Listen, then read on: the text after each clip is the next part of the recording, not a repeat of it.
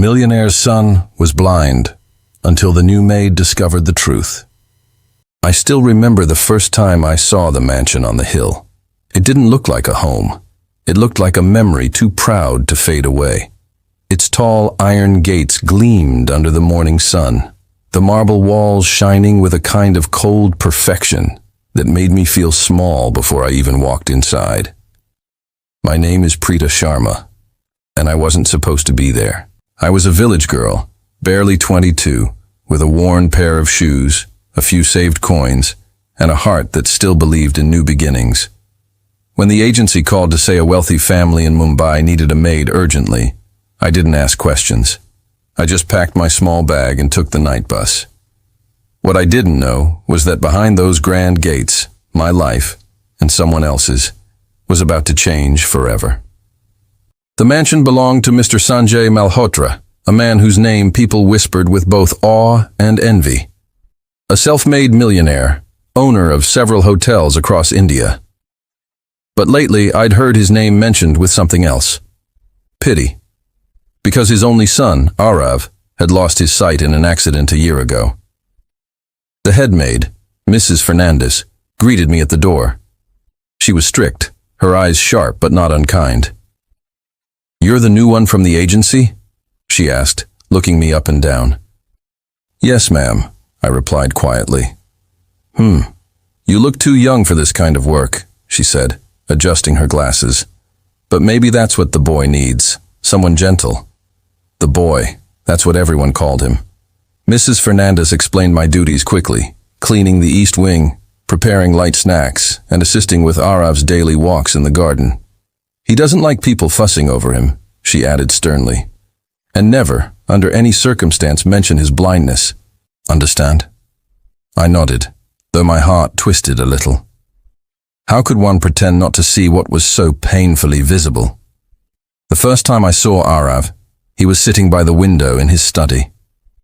He looked nothing like the tragic stories the staff had painted. He was tall, dressed in a white shirt with rolled-up sleeves, the faint sunlight tracing his sharp jawline. His eyes, though unseeing, were still striking, a soft grey that held a strange calm. I stepped in quietly with his tea tray. "Sir, your tea," I said softly. He didn't turn toward me immediately. His fingers moved across the piano keys near the window, touching them like they were pieces of memory. Then he said, "You're not Mrs. Fernandez." "No, sir. I'm new. My name is Preeta." "Preeta," he repeated, as if tasting the sound. "You're standing too close to the table. The tray will fall if you move your hand another inch." I froze, startled. He couldn't see me, yet somehow he knew.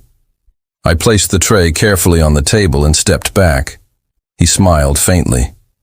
"You breathe differently when you're nervous," he said. "It's not a bad thing. It just tells me you're honest." I didn't know what to say. My heart was beating faster than it should have. Over the next few days, I learned to move quietly through the mansion. Every room had its own story, its own kind of silence.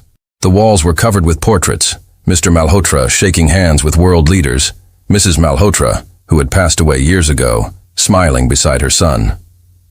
The only thing missing in those golden frames was joy. Arav rarely left his study. He spent hours listening to music or tracing the patterns of books in Braille. He spoke politely, but always from a distance, as if he'd built invisible walls around his heart. One morning, I brought him breakfast and found him sitting in the garden. He was listening to the wind. "Do you hear that?" he asked suddenly. "The birds?" I said. "No, the fountain. It sounds uneven, doesn't it? The right side is weaker." I listened. He was right. One side of the water stream was thinner. "How do you notice these things?" I asked. "When you lose one sense, you start living through the others," he said with a small smile.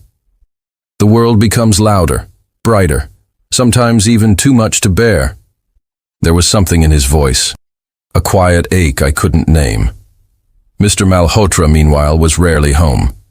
When he was, the house turned tense. He was a man of power, precision, and rules. I saw him only twice that first week, both times giving instructions to the staff like a commander addressing his troops. But when he passed Arav, something shifted in his face, a flicker of helpless love and regret. One night, I overheard their conversation by accident. "I've arranged another specialist from Singapore," Mr. Malhotra said. "He'll arrive next week." "Father, please," Arav replied tiredly. "I don't want any more doctors." "You're giving up." "I'm accepting," Arav said quietly. "There's a difference." The silence that followed was heavy. Then I heard the slam of a door. The next morning, Arav seemed withdrawn. I found him sitting near the piano again, but this time his fingers didn't move. "Would you like me to play something for you?" I asked, trying to cheer him up. He turned slightly toward me. "Do you play?" "Not really, but I can try." He smiled faintly. "Then try." I sat down beside him and pressed a random key. The sound was sharp and awkward. I laughed nervously. "That was terrible," I admitted. "Yes," he said, and for the first time he laughed. A real laugh, soft but alive. That sound stayed with me the whole day. But it wasn't until the 7th day that I noticed something strange. I was cleaning the hallway near his study when I saw a shadow move under the door. I thought it was Arav pacing again.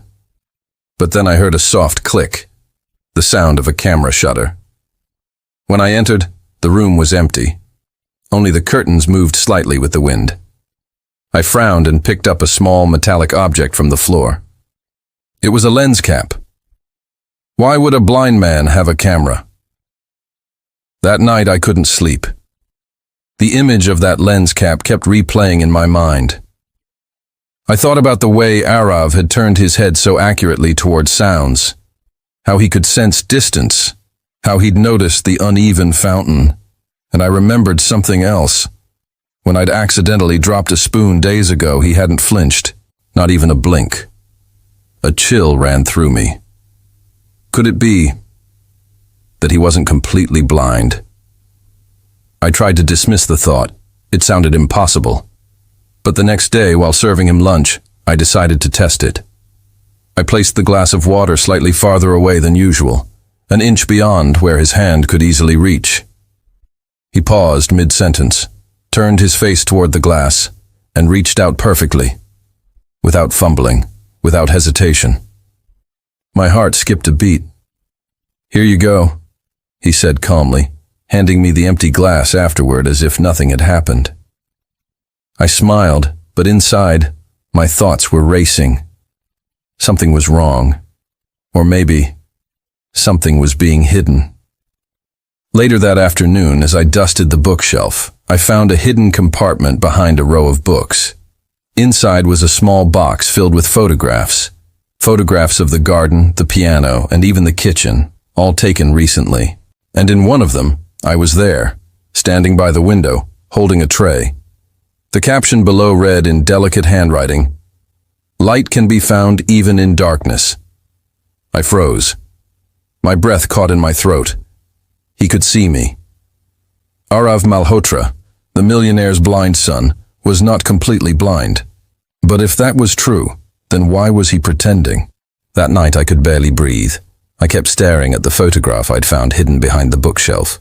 My own image, frozen in the frame of a camera that should never have existed in that room. The caption below, "Light can be found even in darkness," echoed in my mind like a whisper I couldn't silence. I wanted to confront him immediately, but something stopped me. A strange, deep instinct that told me the truth behind Arav's blindness wasn't something simple. It was something he was protecting. The next morning, I entered his study with trembling hands.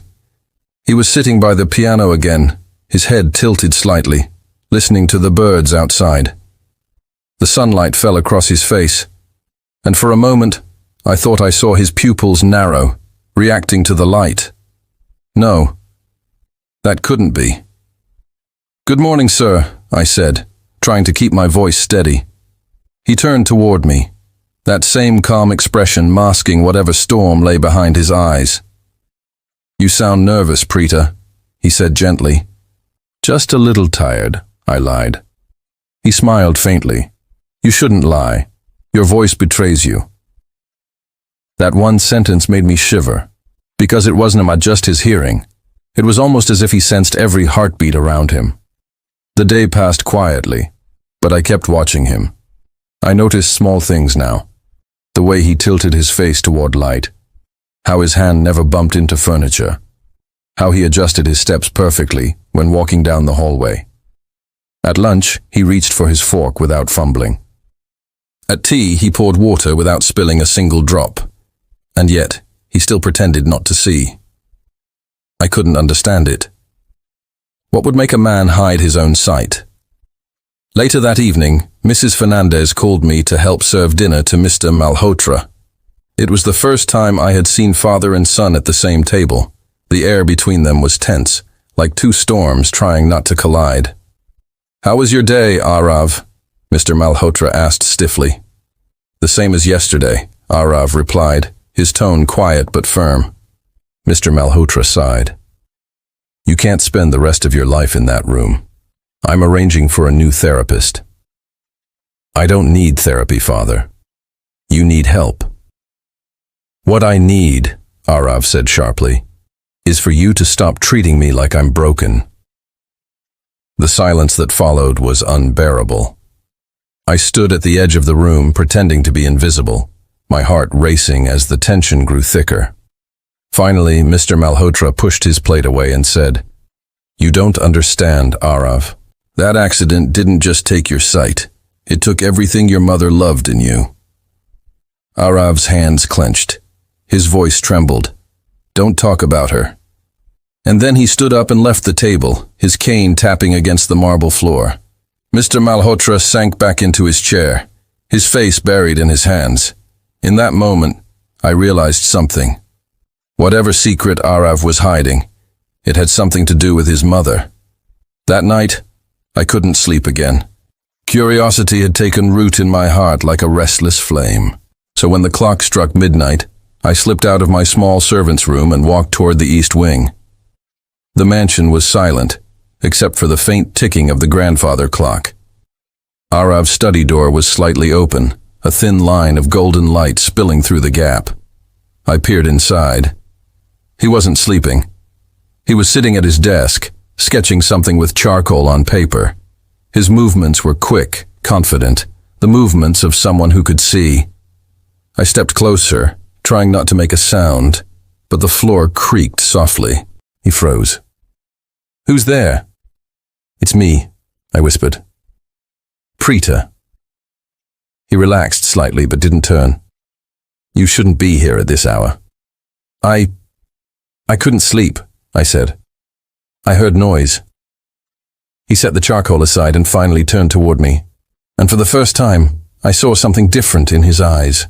Not blindness, not emptiness, but pain.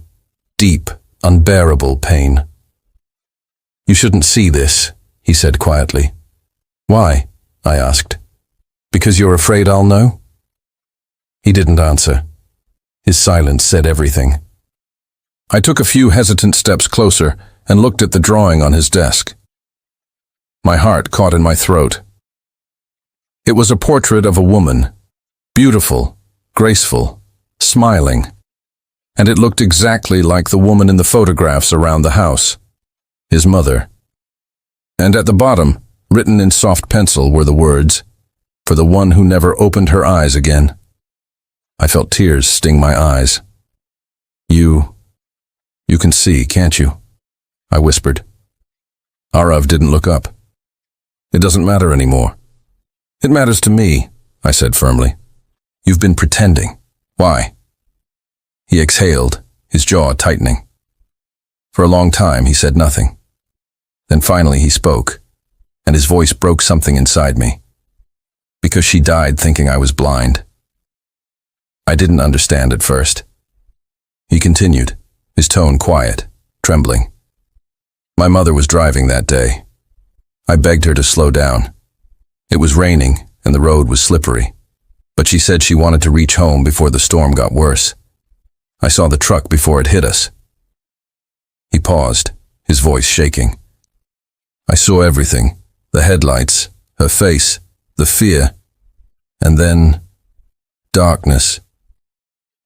I covered my mouth, tears welling in my eyes. When I woke up in the hospital, he continued, the doctors said I might lose my sight. My father told my mother I already had. He didn't want her to blame herself. She died 2 weeks later, never knowing that I could still see. He took a deep breath. So I kept it that way. For her memory. For my father's guilt. For peace. I stood there in silence, my heart breaking for him. He looked up at me then, his gray eyes glistening in the dim light. Now you know, Preeta. The truth you weren't supposed to discover. I wanted to say something. Anything. But my throat wouldn't move. After a long moment, I finally whispered, you don't have to live in darkness anymore. She wouldn't want that. He shook his head. You don't understand. This blindness protects me. It protects everyone from what I saw. There was something in his tone. Fear, not of the past, but of something still haunting him. What do you mean? I asked softly. He turned away, his voice barely a whisper. My father isn't telling you the whole truth either. The next morning, I couldn't look at Mr. Malhotra the same way. His eyes, proud, weary, and heavy with something unspoken, now carried a shadow I hadn't seen before. He called me into his office after breakfast. Preeta, I hear Arav has taken a liking to you, he said, studying my face. I only do my job, sir, I replied. He smiled faintly. You remind me of his mother. Gentle, curious. I froze. Did he know? Then his tone shifted, deeper and colder. But curiosity can be dangerous in this house, Miss Preeta. Do your work. Don't overstep. My heart skipped. It wasn't a warning. It was a threat. That evening, Arav didn't come out of his study. When I knocked, he didn't answer. The next day, his door was locked. Mrs. Fernandez said he wasn't feeling well, but something inside me screamed that it was more than that. I waited until everyone went to bed, then crept toward the east wing again. His door was locked from the outside. Someone had done it deliberately. I picked a small pin from my hair and managed to slide the lock open. When I entered, the room was in darkness, except for a small light glowing from a laptop screen. Arav was sitting there, pale and weak. Preeta, he whispered. What's happening? I asked, rushing to his side. He smiled faintly, though his lips trembled. My father found out, you know. Before I could respond, footsteps echoed down the hallway. Heavy, firm, approaching fast, Arav grabbed my hand. Hide, he whispered urgently. Now! I ducked behind the curtain just as the door burst open. Mr. Malhotra entered, his voice sharp. You think you can keep secrets from me, Arav? After everything I've done to protect you? Protect me, Arav shot back. Or control me. You're sick, his father said harshly. You don't understand what's real anymore. Stop lying to me, Arav shouted. I remember everything from that night. My heart pounded as I peeked through the curtain. Mr. Malhotra's face went pale. That night, Arav continued, you were the one driving, not her. The world seemed to stop. I covered my mouth in shock. Everything spun around me. Mr. Malhotra's voice trembled. You're delusional. You don't know what you're saying. I remember your voice, Father, Arav whispered. The rain, the brakes, you shouting at her. You lost control of the car. There was silence, the kind that burns. And then, without another word, Mr. Malhotra turned and walked out. Arav collapsed back in his chair, tears falling silently down his cheeks. I rushed to him, holding his trembling hands. Arav, why didn't you tell anyone? Because no one would believe me, he whispered. I tried once. They said trauma made me imagine things. I looked at him, his pain so raw, it felt alive. Then we'll find proof, I said firmly. Together. He turned his face toward me, a single tear tracing down his cheek. Why are you helping me, Preeta? I smiled softly, brushing the tear away. Because light deserves to be seen, not hidden. I covered my mouth in shock. Everything spun around me. Mr. Malhotra's voice trembled. You're delusional. You don't know what you're saying. I remember your voice, Father. Arav whispered. The rain. The brakes. You shouting at her. You lost control of the car. There was silence, the kind that burns.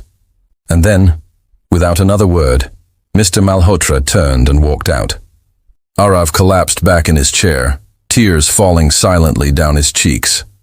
I rushed to him, holding his trembling hands. Arav, why didn't you tell anyone? Because no one would believe me, he whispered. I tried once. They said trauma made me imagine things. I looked at him, his pain so raw, it felt alive. Then we'll find proof, I said firmly. Together. He turned his face toward me, a single tear tracing down his cheek. Why are you helping me, Preeta? I smiled softly, brushing the tear away. Because light deserves to be seen, not hidden. His expression didn't change. Only his eyes flickered, for one brief second, with guilt. Then he smiled bitterly. You think you know the truth, little girl? You don't know half of it. Then tell me, I demanded. He stepped closer until I could feel the cold scent of his cologne. Be careful, Preeta. Some truths can blind you. And with that, he turned and walked away. I stood there shaking, clutching the hard drive in my scarf. My heart wouldn't stop pounding. I ran back upstairs and into Arav's room. He was sitting up, waiting. What happened? I found it, I said breathlessly, holding out the drive. He took it carefully, his fingers trembling. You shouldn't have risked this. Neither should you, I said softly. He smiled faintly, the first real smile in days. There's a computer in the basement, the only one not connected to the main system. If the footage still exists, we'll find it there. We went down together, moving through the dimly lit corridor beneath the mansion. Dust hung in the air, and the old walls creaked with age. Arav led the way, his steps sure, despite everything. I noticed again how effortlessly he moved, how perfectly he navigated obstacles. He wasn't blind, not truly.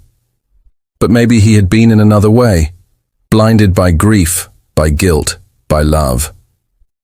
The basement was filled with old boxes, broken furniture, and a faint humming sound from the backup servers. We found the small computer desk in the corner. I connected the drive. The screen flickered to life. For a moment, nothing happened.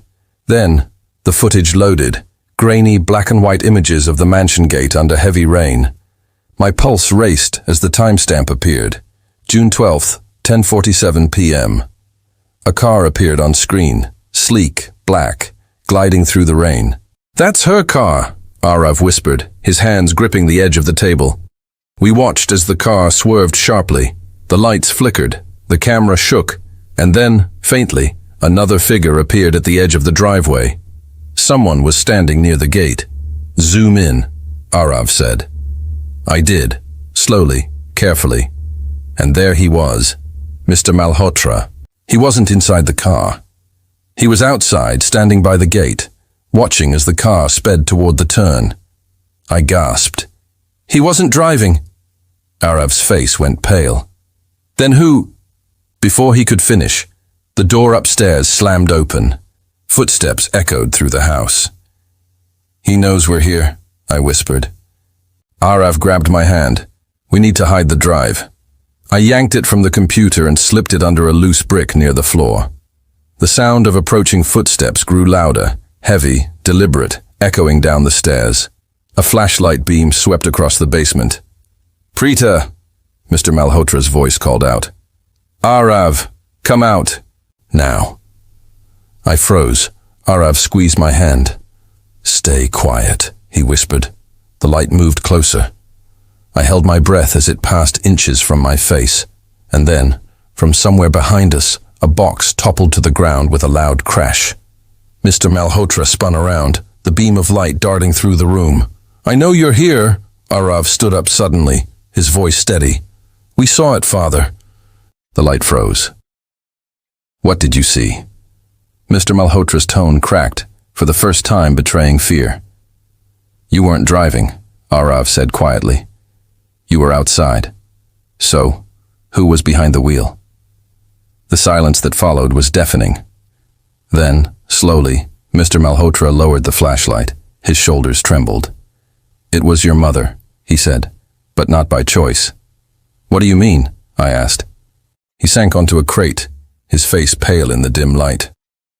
"We argued that night. She wanted to leave. She said she couldn't live with me anymore. Said I had to become someone she didn't recognize. I tried to stop her, but she took the keys and drove off. I followed her on foot. I thought she'd stop at the gate." His voice broke. "She didn't. The brakes failed. I watched it happen." Arav was silent, his expression unreadable. "So you lied," he said at last. "You let me believe you killed her. You let me hate you." "I couldn't let you blame her," his father whispered. "She wasn't herself that night. The medicine she was taking, it made her unstable. I thought I was protecting her memory." Tears slipped down Arav's face. "And you blinded me with guilt." Mr. Malhotra's voice cracked. "I blinded myself, son." The tension broke. For the first time, I saw two broken souls sitting in the same room, one haunted by a lie, the other by a truth too heavy to bear. Arav turned toward me, his eyes glistening. "So that's the truth," he whispered. "All this time, I wasn't blind. I just refused to see." I smiled softly, though tears filled my eyes. "Then maybe it's time you open your eyes for real." He looked at his father again. "Can you live with the truth, Father?" Mr. Malhotra didn't answer. He just nodded slowly, tears finally falling from eyes that had long forgotten how to weep. That night, the mansion didn't feel cold anymore. It felt alive, trembling with honesty. The lies had broken, and through the cracks, light finally began to seep in. But deep down, I knew this wasn't the end. Because sometimes when truth comes too late, it doesn't heal. It tests you. And for Arav Malhotra, the test had only just begun. The next few days passed in a blur of confusion, longing, and a strange ache I couldn't define. Sanjay had started to speak more, smile more, and even joke a little when I was around. But every time I caught myself enjoying his company too much, I'd remind myself, I was the maid, he was the millionaire's son, a world stood between us. Still, something had changed. One evening, as I was arranging his books in the study, he said softly, "Preeta, can I ask you something? Why do you talk to me like I can see?" I froze, my hand hovering over the shelf. He continued, his tone gentle but curious. "Everyone else talks to me like I'm broken, like I am made of glass. But you describe things to me as if I can actually feel the colors." I smiled, turning toward him. "Maybe because you can. You just do it differently." He tilted his head, a half smile playing on his lips. "Differently, huh? That's an interesting way to put it." There was a quiet pause before he added, "You make me forget I'm blind sometimes." My heart clenched. I wanted to say something light, maybe a joke, but instead I whispered, "Maybe you're not as blind as you think." He frowned slightly. "What do you mean?" I hesitated. I'd noticed things, the way his eyes flickered toward the light when curtains moved, how he would turn toward me even before I spoke, how he could trace the edge of a photo frame without missing a single detail. But who was I to question it? I was just a maid. "Nothing," I said quickly, changing the subject. You need to rest. Your father will be home soon. He smiled faintly. And you'll disappear again when he's around, won't you? I didn't answer, because it was true. That night, as I walked through the quiet halls, I heard voices coming from the master's study, Mr. Oberoi, Sanjay's father, and Dr. Mehra, his personal physician. I stopped near the half-open door, guilt prickling my skin. I told you, Mehra, Mr. Oberoi said sharply. If my son can't see, he's useless to this empire. I need a successor, not a burden. My heart dropped. Sir, the doctor said quietly, there's something strange. His blindness isn't complete, I suspect. Enough! The millionaire's voice thundered. Don't give me false hope. He's blind, that's all. I backed away, trembling. Not complete? What did that mean? Could it be true? I barely slept that night. My mind kept returning to Sanjay's eyes, those deep, stormy eyes that seemed to follow light unconsciously. The next morning, I made a quiet decision. I was going to find out the truth. During lunch, when the staff was busy, I approached Dr. Mehra as he was leaving. Doctor, I whispered urgently, please, tell me, can Sanjay really see? He looked startled, then sighed. You shouldn't get involved, Miss Preeta. But yes, there's a chance. His optic nerves respond faintly to light. He might see shadows or shapes. With treatment, maybe even more. But Mr. Oberoi refuses to risk surgery. Why? I gasped. The doctor's expression darkened. He fears failure more than his son's pain. My throat tightened. How could a father be so cruel? That evening, I sat beside Sanjay as he played the piano, something he had begun doing again after years. His fingers moved gracefully across the keys, playing a haunting melody that filled the air with unspoken sorrow. I closed my eyes, letting the sound wash over me. Why do you play such sad tunes? I asked softly. He smiled faintly. Because sadness is something I can still feel without seeing. Something inside me broke. But there's more to life than sadness, Sanjay. There's light, colors, beauty. He interrupted. Things I'll never see. No, I said firmly, standing up. Things you will see. Someday. He turned his head toward me, his voice barely a whisper. You really believe that, don't you? I stepped closer. Yes, I do. And before I realized what I was doing, I reached out and placed my hand gently over his. He stiffened, then relaxed, his fingers curling around mine. For a moment, the world stopped. The only sound was the soft hum of the piano and the beating of two hearts that didn't know where they stood. I wish I could see your face, he murmured, to know what kindness looks like. I swallowed hard. Maybe one day you will. The next morning, chaos erupted in the mansion. Mr. Oberoi had discovered something. A letter, perhaps. I never found out.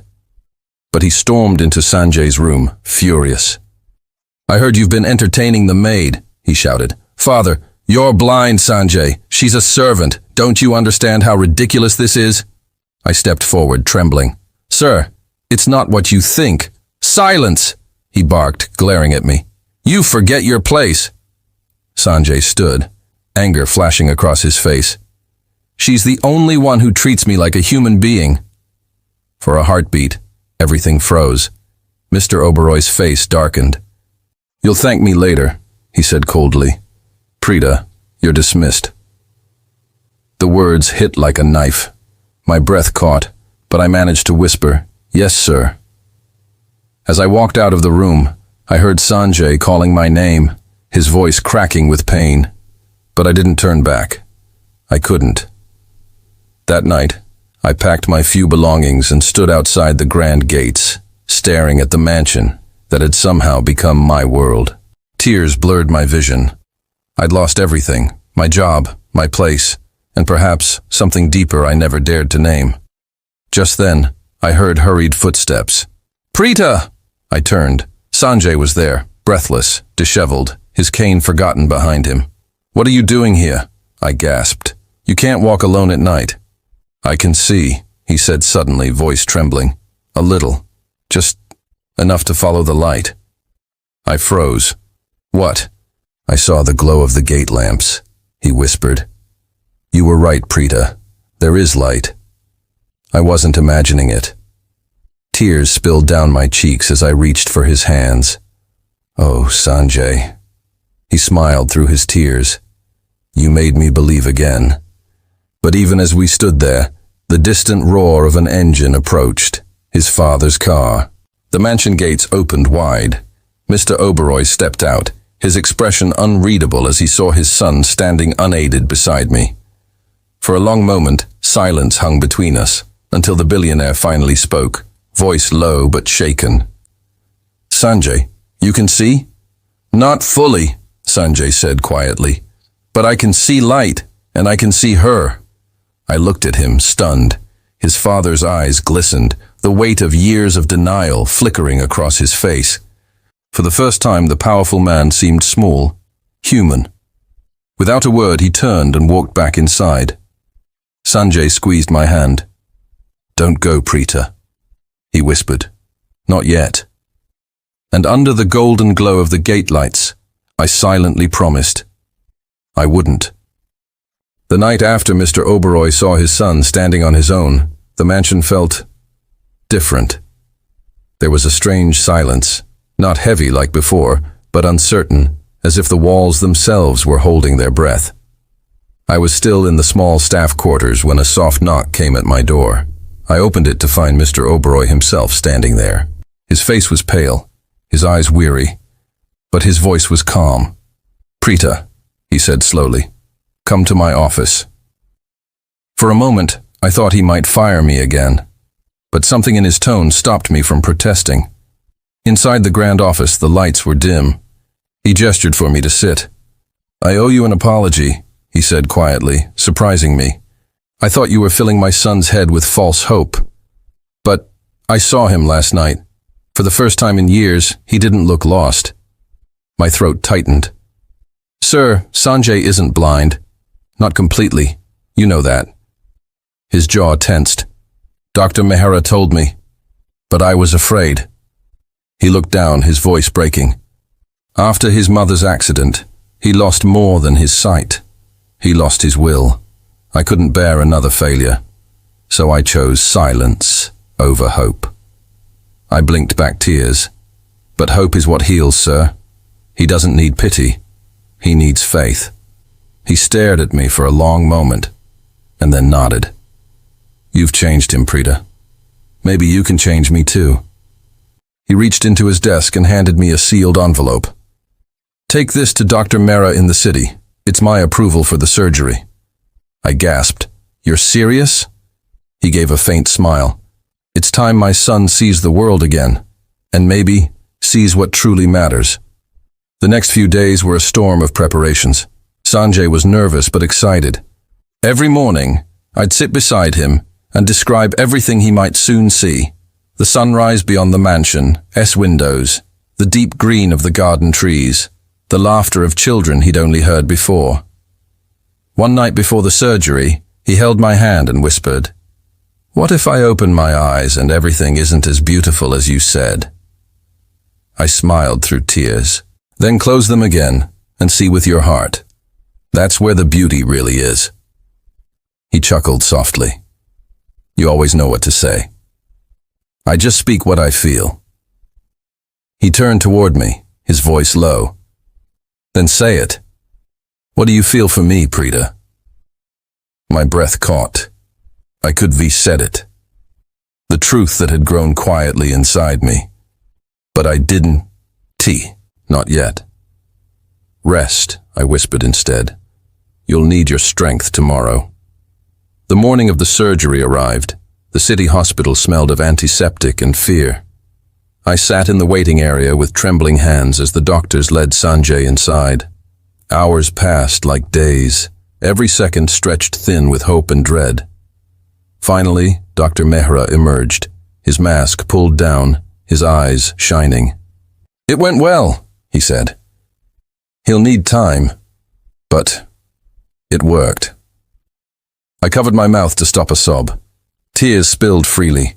Tears of relief, joy, and disbelief all at once. When they allowed me in, Sanjay was lying still, his eyes wrapped in white bandages. He heard my steps and smiled faintly. "Preeta, I'm here." "Did it work?" I swallowed hard. "The doctor says yes. You did it, Sanjay." He laughed weakly. "We did it." A week later, the bandages came off. Mr. Oberoi and I stood together as Dr. Mehra gently removed the last layer of gauze. Sanjay blinked several times, squinting at the sudden light. And then, slowly, uncertainly, his gaze lifted toward me. His breath hitched. "Preeta," he whispered. "You're real." I laughed and cried at once. "What did you expect? A dream?" He stared at me as if memorizing every detail. My face, my eyes, even the way I smiled through tears. "I used to imagine your voice had light in it," he said softly. I was right. Mr. Oberoi turned away, wiping his eyes discreetly. For the first time, there was no pride, no arrogance, only a father's raw gratitude. That night, as I left the hospital, Sanjay called out to me. "Preeta, don't go too far. I'm still learning to see." I turned, smiling. "Then I'll stay until you can see everything clearly." And as the evening sun painted the sky gold, I realized he wasn't the only one who'd found light again. When Sanjay returned home after the surgery, the mansion no longer felt like the same place. The heavy curtains were drawn open for the first time in years. Sunlight poured into every room, spilling gold across the marble floors. Flowers filled the hallways. Laughter returned, soft and uncertain at first, like the sound of something precious rediscovered. Sanjay spent his mornings in the garden, trying to match every sound to its color. He would close his eyes, listen to the wind through the leaves, and then open them again, smiling when he got it right. One afternoon, I found him sitting under the old banyan tree, sketching something on paper. He looked up as I approached. "I'm trying to draw what I hear," he said, smiling shyly. I leaned over and saw the page. It was a portrait of me. Imperfect, but full of feeling. "You've made me look prettier than I am," I teased. He shook his head. "No, I just drew you the way you sounded. Like light breaking through clouds." I laughed softly, though my cheeks burned. "That's the most beautiful thing anyone's ever said to me." He set the pencil down and looked straight into my eyes. "Preeta, you gave me my world back. My sight, my courage, my hope. Everything. I don't know how to repay you." I swallowed hard, feeling a lump rise in my throat. "You don't owe me anything, Sanjay. I only wanted you to see how bright life can be." He smiled faintly. "And yet, the brightest thing I see now is you." That evening, a grand dinner was arranged in celebration of his recovery. The staff, doctors, and close associates filled the room. Mr. Oberoi stood at the head of the table, his voice thick with emotion. "For years I believed blindness was a curse," he said. "But today I realized the real blindness was in my own heart.